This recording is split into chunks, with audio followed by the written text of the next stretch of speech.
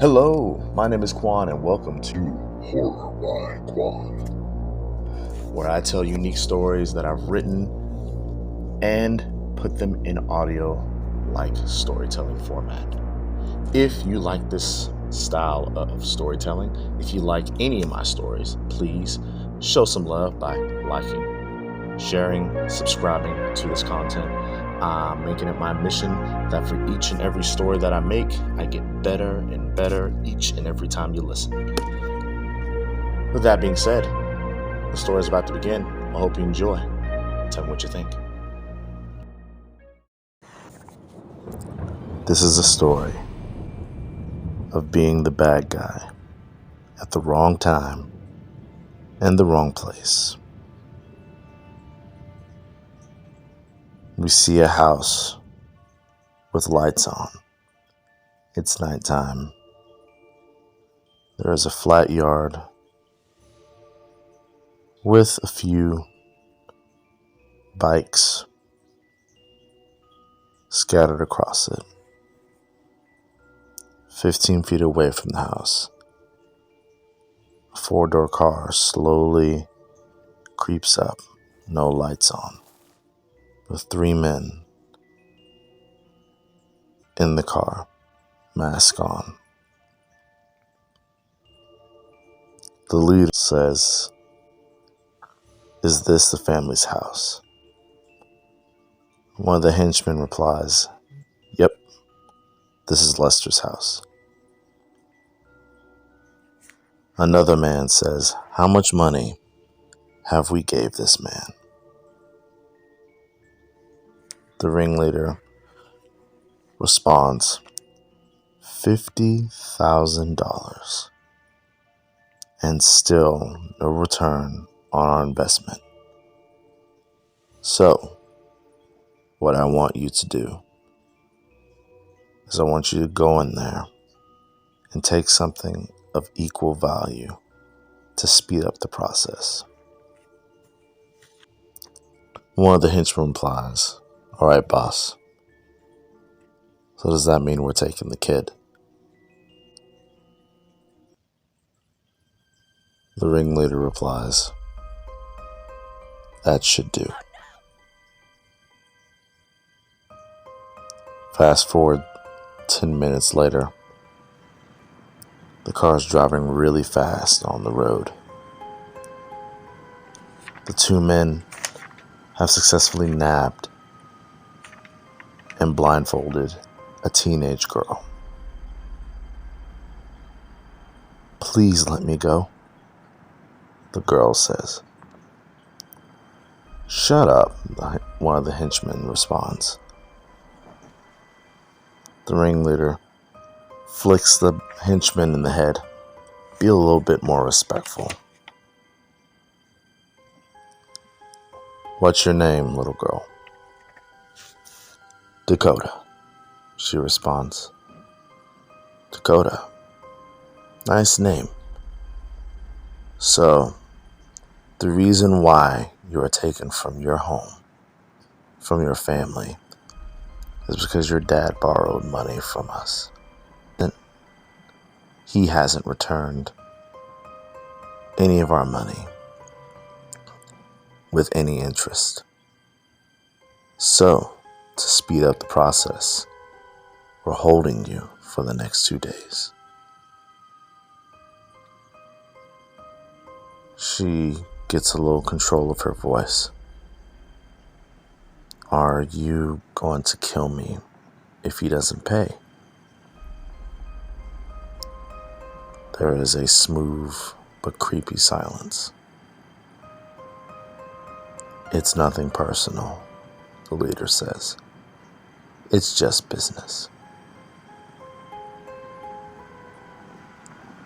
The silence continues on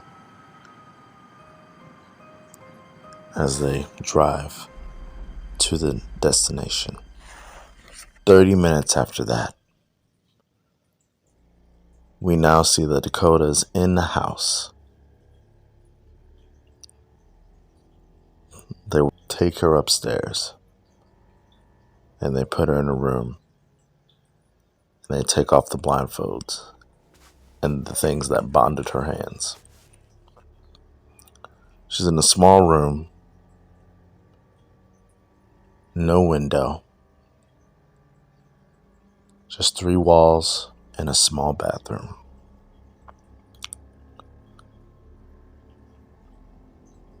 You'll be eating and sleeping here. Fast food will be on the menu, one of the henchmen says. This must be a house.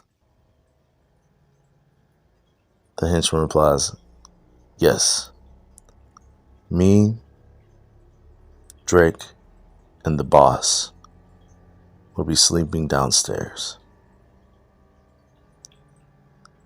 Try not to think about escaping. We're very light sleepers, so you won't get too far.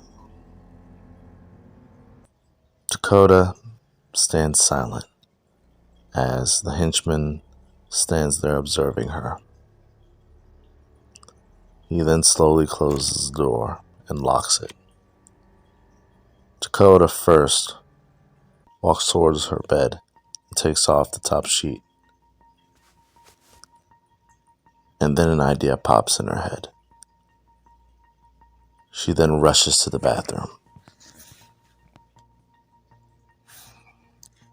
Dakota turns on the light, revealing a small space with a toilet and a shower. She looks around to see if there's anything that she could use for defense. There is no razor, no toothbrush, nothing except the mirror. And then it dawns on her. She tries to get a towel, wraps it around her fist, and starts to punch at the mirror to where it eventually softly breaks in a certain shape that she can use for protection. She then takes the small, sharp piece that she has found that can be doable as a weapon and wraps it with a towel so that it doesn't cut her hand. And she starts practicing some motions. It's morning. Out of nowhere, you hear a yell from one of the guys. We see Dakota, with a weapon in hand, runs down to the stairs. She tries to move as quickly as possible. She's overwhelmed with adrenaline and also nervousness, anxiety. She sees the one hope to escape. But as soon as she steps down from the last step, Drake tackles her to the ground and does a right punch, knocking her out.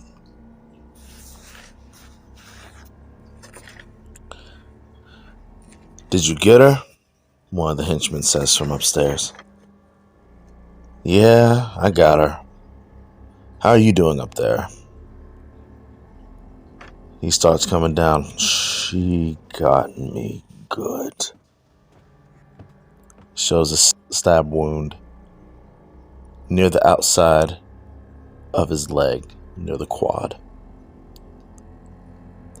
And it shows that there was a couple of cuts above his eyebrows, causing a nice trickle of blood right coming down to his eyes. The leader walks up and looks at this interesting scene. Looks at the henchman that can barely see from all the blood that's in his eyes. Wow, she really messed you up. Where did she get the weapon? Drake looks at the weapon in hand. She broke the mirror. Leader has an interesting smirk. Smart girl. The henchman that's been wounded. Yeah, sure. could I get a first aid kit or something?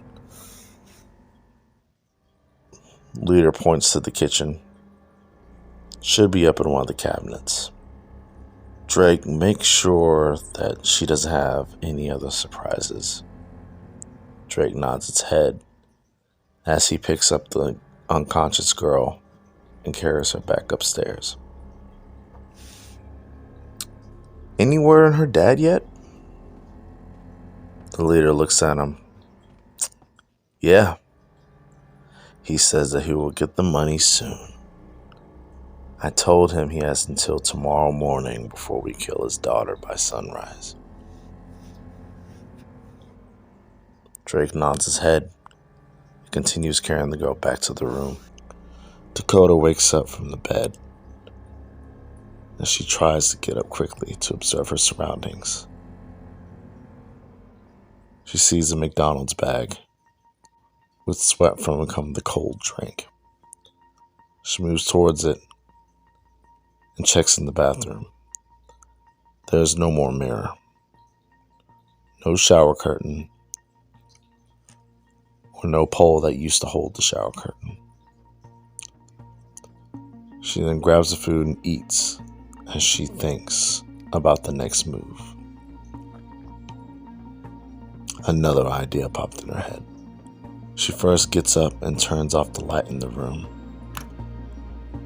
then goes to the bathroom and turns that light on. Then she gets on her knees in the bathroom, but near the entrance. She exhales deeply and inhales deeply. Then there's a hard punch to her nose, causing it to bleed. She lets the blood drop on her hand, and she uses it to draw what possibly looks like a pentagram on the wooden floor in the room. Darkness from hell, no hope from light. I ask you to come for blood and fright. Darkness from hell, no hope. She does this. She chants this continuously and slowly. Darkness from hell. Few hours have passed by this time. The blood on the floor has dried. Darkness from hell. And she is still chanting those words until suddenly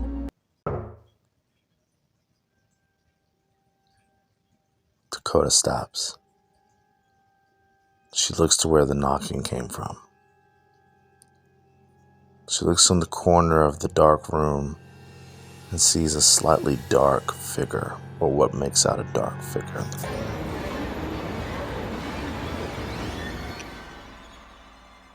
Oh, dark demon, I ask for your assistance in escape. What do you offer for my service? A bargain. A deal must be made.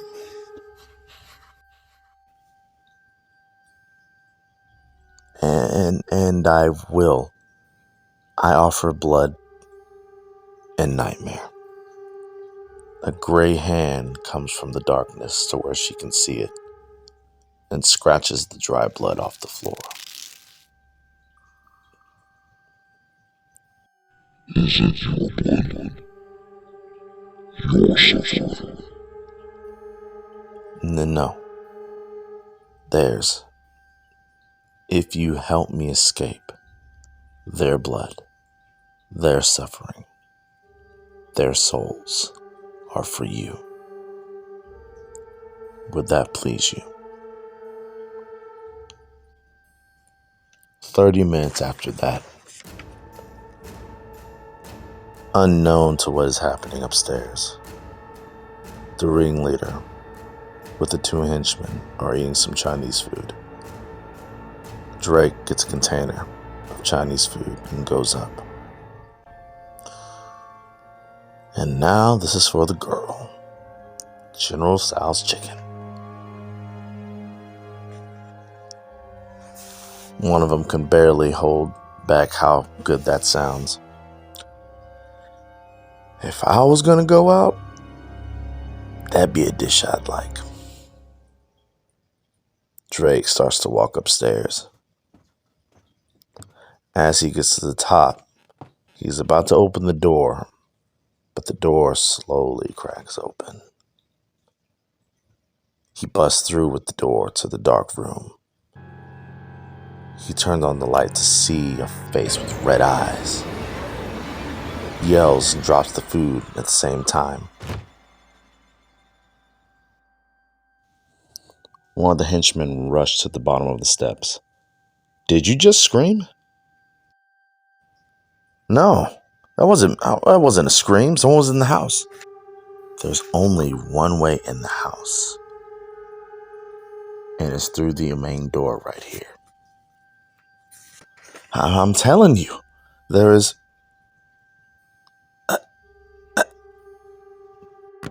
We hear that Drake's being choked. Simon and the ringleader go up the stairs and see that Drake is choking from one hand, coming from the darkness. It lifts Drake from his feet, and you see smoke coming from Drake's neck. Blood starts to come out of Drake's mouth as the hand lets him go. His body rolls and tumbles down the steps until it hits bottom. The skin around Drake's neck is burnt up. Nope, the henchman says as he starts to scramble to the door. As he goes for the door to leave, he touches the doorknob but to burn his hand. The ringleader looks at Simon, then goes to the living room for something. He's walking the living room scanning.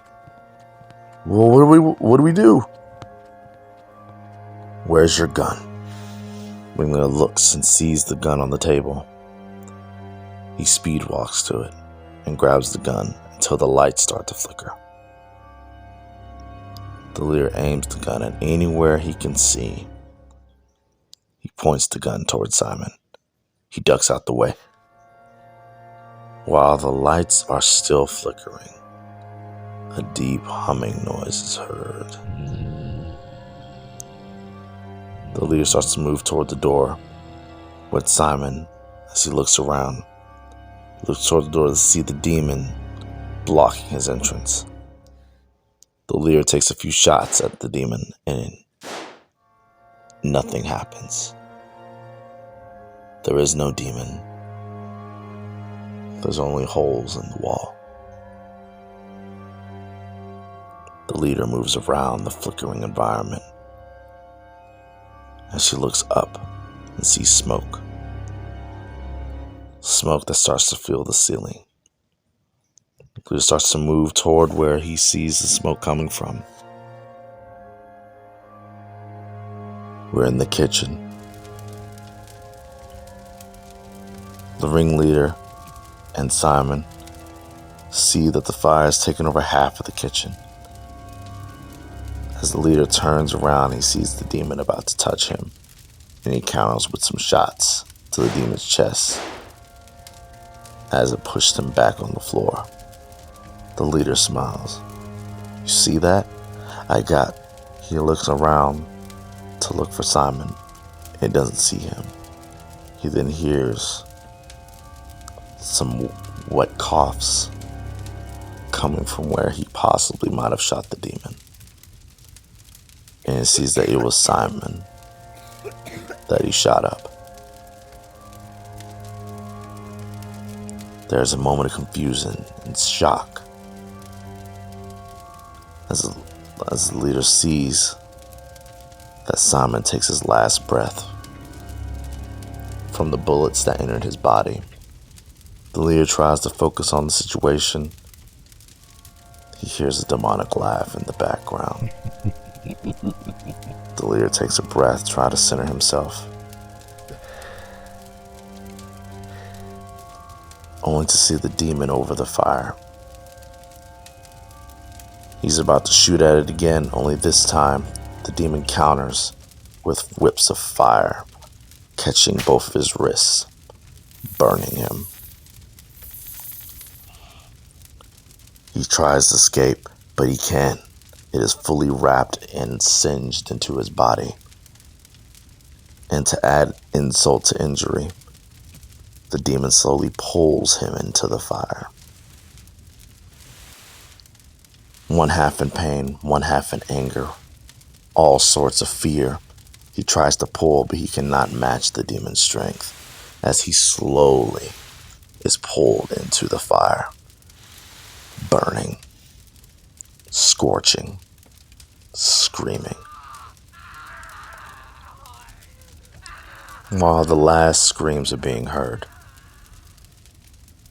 Dakota is seen slowly coming down from the upper room, down through the stairs. When she gets to the bottom of the stairs, the demon stands right beside her, looking at her. Is the debt paid? Does that please you? The demon stands there for a few seconds and nods his head into yes. Dakota bows to the demon as she walks toward the door. The door, with no one there, slowly opens and lets her pass.